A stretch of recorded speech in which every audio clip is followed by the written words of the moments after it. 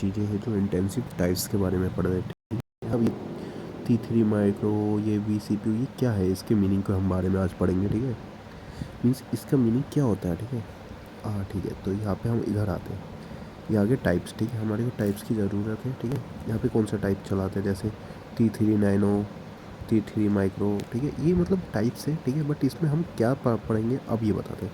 ये जैसे 2 CPU, 2 memory. ठीक है, 2 GB मेमोरी। ये GB मेमोरी मतलब आपके जो स्टोरेज होगा, और ये 2 CPU मतलब उसके अंदर CPU का प्रोसेसिंग स्पीड के ऊपर होता है। ठीक है, जैसे आप जैसे बढ़ाते रहोगे, जैसे आप मेमोरी बढ़ाओगे बट उसकी स्पीड वही रहेगी 2 CPU की।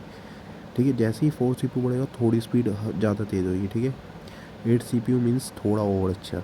तो हम जो ज़्यादातर कोडर होते हैं जो मतलब दूसरी की कोडिंग अपलोड करते हैं इसमें अपलोडर्स के लिए, तो वो 8 CPU का यूज़ करते हैं। 8 CPU 32 GB मेमोरी के साथ। अब जो बंदे वो होते हैं क्या, जिनको भाई वीडियो अपना कोडिंग करनी है, तो वो थोड़े ज़्यादा CPU पे, जैसे जैसे 16 32, इनमें क्या होता है आप कोडिंग कर सकते हो। बट ये नॉर्मली कोडिंग के लिए, जिसको एडवांस करनी है वो बड़े CPU पे जाता है, जैसे C5A 12 XL। ठीक है, लार्ज। अब ये 48 CPU 96 GB मेमोरी। ठीक है, ये होता है ओनली फॉर मीडियम कोडिंग के लिए। ठीक है, कोड्स कर सकते हो आप, डाल भी सकते हो, बना भी सकते हो। और जैसे आप आगे बढ़ते हो, जैसे कि ये आ गया 24X लार्ज। ठीक है, ये 96 CPU और 192, ये होते हैं एडवांस कोडिंग के लिए।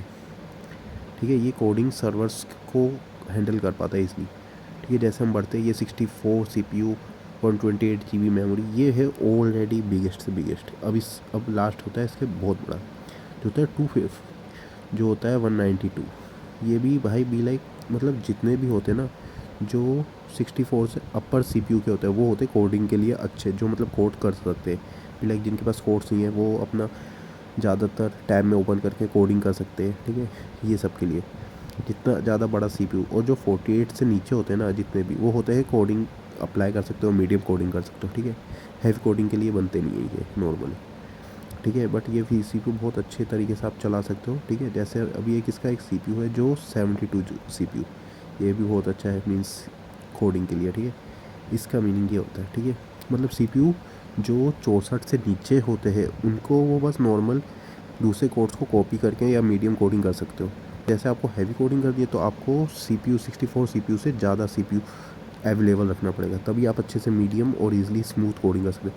और हाँ, और इनमें कितनी FPS गिरता है। ठीक है, हम FPS गिरा बताते हैं। जैसे कि यहाँ पे 2 CPU है, ये 2 CPU ये मिनिमम 25 FPS दे पाएगा मिनिमम। बट जैसे आप इस जैसे ही CPU बढ़ता है, जैसे 4 CPU, ये भी आपको 25 से 30 FPS मैक्सिमम दे पाएगा, या 35। और जैसे 8 CPU वो आपको 45 to 50 FPS।